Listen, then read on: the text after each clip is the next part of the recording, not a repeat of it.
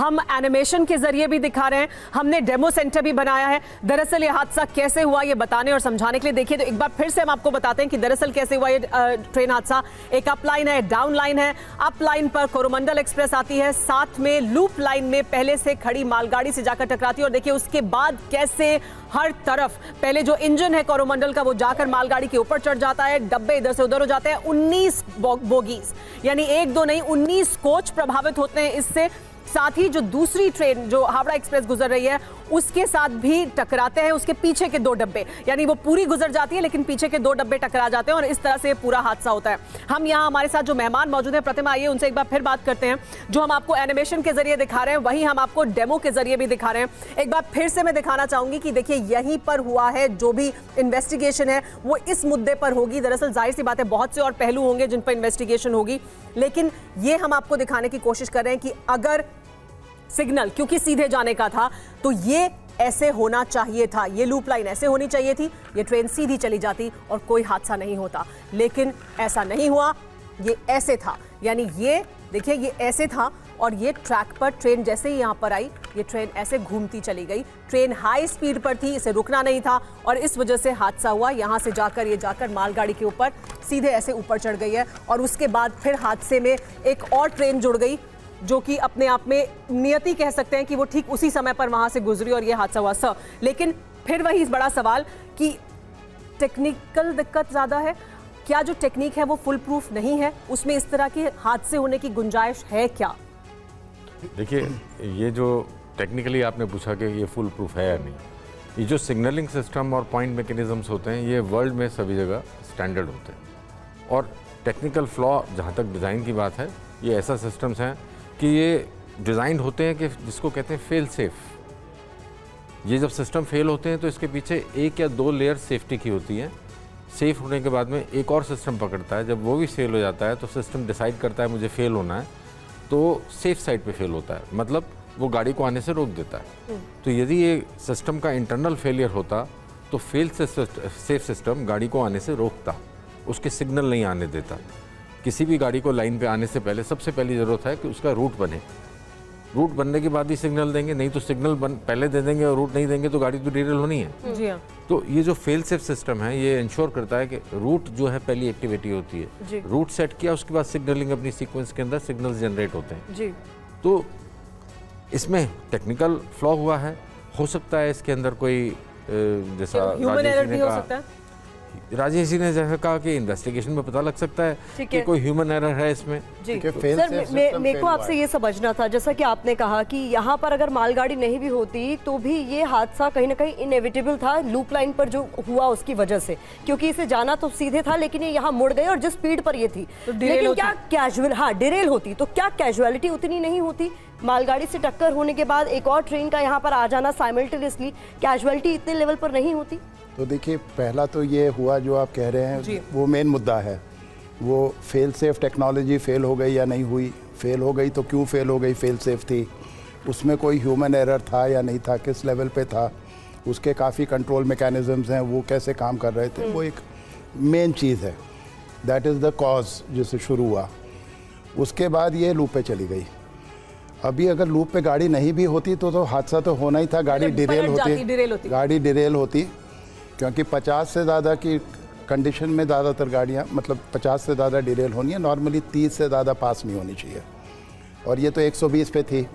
Sir एक आप जो कह रहे हैं उसके साथ अगर मैं एक और सवाल जोड़ दूं कि क्या, क्योंकि 1 से 2 मिनट का अंतर है, क्या इस ट्रेन को रोका जा सकता है? अभी मैं उस पर आऊँगा, वो भी बहुत ज़रूरी है।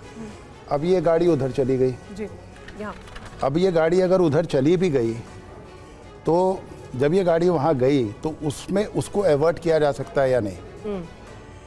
अब वहाँ पे हमारे पास जो सिस्टम है रेलवे में, जब ये गाड़ी वहाँ पे एडमिट होती है तो अभी भी हमारे पास भारतीय रेल में गार्ड्स होते हैं और गार्ड की ये ड्यूटी होती है देखना कि मेरे जो पीछे का जो पॉइंट है जो आप दिखा रही है ना कि पॉइंट ऐसे था, उसकी ड्यूटी है देखना कि वो पॉइंट ऐसा है या मेरी तरफ है और वो उसको कंफर्म करना है कि वो है या नहीं है।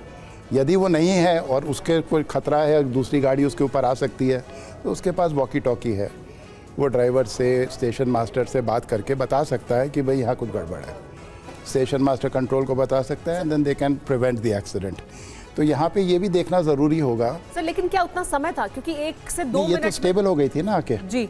ये जब स्टेबल हो गई थी, ये गाड़ी तो उसके 20-25 मिनट बाद आई होगी। हाँ, ये पहले से थी वहाँ पे। ये तो वहीं थी जी। तो उसको तो क्योंकि डे लाइट थी, करीब 6-6:30 तो बजे आपको का लगता है कि उसके गार्ड को ये देखना चाहिए था? ये उसकी ड्यूटी है। हाँ, ओके। ये उसकी ड्यूटी लिस्ट में है कि उसको देखना है। यानी मालगाड़ी के गार्ड को ये देखना चाहिए था कि ये सिग्नल ऐसे होने के बावजूद लूप ऐसे है। लूप ऐसे है, और ये हम लोगों की सेफ्टी में भी समझाया जाता है कि इसको बार बार काउंसिल करो, गार्ड्स को मॉनिटर करो, ऐसी कंडीशंस बनाओ और देखो कि वो अलर्ट है या नहीं है। यहाँ पर एरर सर कई स्टेशन पर हुआ है। सर इसको हम और ग्राफिक्स के जरिए और समझाते हैं। कीजिएगा, मैं चाहूंगी आप लोग इधर आए सर, क्योंकि यहाँ पर वो तस्वीरें हैं जो बहुत महत्वपूर्ण है और सुबह से हम दिखा भी रहे हैं, क्योंकि ये हादसे की जगह से आ रही तस्वीरें हैं। आप मैं चाहूंगी आप दोनों मेहमान उस तरफ हो, और सर जरा इन तस्वीरों को भी देखिए और समझाइए कि आप यहाँ पर देखकर क्या समझ पा रहे हैं, ये कितना बड़ा और भीषण हादसा है, और किस तरीके से आप जो अपनी पूरी बात समझा रहे हैं वो यहाँ पर आप देख पा रहे हैं। देखिए, इस हादसे का जो एक तो उसका कोर वजह थी कि उसकी लाइन गलत सेट होकर गाड़ी आ गई।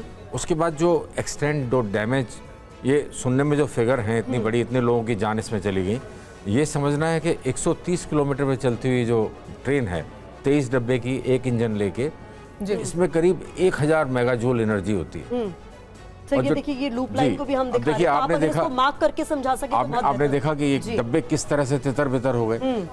ये जो मार्क कर रहा है ना सर, ये लूप लाइन है, यहाँ पर मालगाड़ी थी, यानी यहाँ पर पहुंची और यहाँ पर टकराई। यहाँ पर जो टकरा के ये ऊपर जो चढ़ गया, ये ऊपर चढ़ना तो क्योंकि सिस्टम जितने हमने एनर्जी एब्जॉर्प्शन के बनाए हुए हैं ट्रेन में, वो मिला के सारे सिस्टम 50 मेगाजूल तक एनर्जी। सर हमारे रिपोर्टर ने तस्वीरें वहां से भेजी, और जो ब्रेक्स हैं उसके, वो ऐसे टूट कर ऐसे पड़े हुए, बिखरे हुए, कि लग रहा है कि किसी ने खिलौने की तरह तोड़ दिए, जबकि वो बहुत मजबूत होने चाहिए और आई एम श्योर होंगे भी, लेकिन वो तस्वीरों में ऐसे दिखाई दे रहे हैं कि खिलौने की तरह टूटे पड़े। तो ये भिड़ गई गाड़ी जी। अब हमें ये देखना चाहिए था कि ये भिड़ना अवॉइड किया जा सकता था या नहीं। जी, जिसकी बात आप कर रहे थे। ये अवॉइड इस तरह किया जा सकता था, हो सकता है गार्ड नोटिस कर ले, हो सकता है कि वहाँ पे कोई गैंगमैन या कोई लाइनमैन काम कर रहा हो, वो नोटिस कर ले, या फिर इससे पहले जो गाड़ी आई थी वो इस तरह से चली या नहीं।